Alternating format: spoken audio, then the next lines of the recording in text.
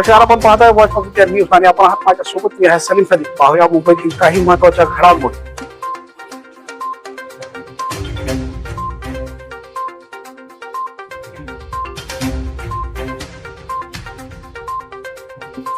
मुंबईत hit and रनची धक्कादायक घटना समोर आली आहे.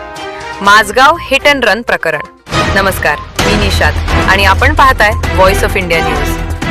मुंबईच्या माझगाव परिसरातून एक हृदयद्रावक आणि संतापजनक घटना समोर आली आहे, जिथे भरधाव वाहनाने एका निष्पाप महिलेचा जीव घेतला आणि चालक घटनास्थळावरून पसार झाला.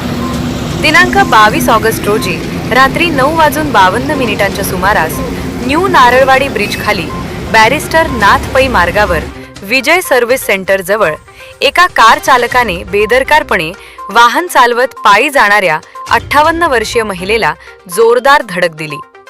धडकेनंतर आरोपी चालकाने मानवतेचे सर्व नियम धाब्यावर बसवत जखमी महिलेला मदत न करता घटनास्थळावरून पळ काढला. भायखळा मोबाईल पोलिसांनी तात्काळ घटनास्थळी धाव घेऊन गंभीर जखमी महिलेला जे रुग्णालयात दाखल केले. मात्र डॉक्टरांनी रात्री 10:48 तिला दाखलपूर्व मृत घोषित केले.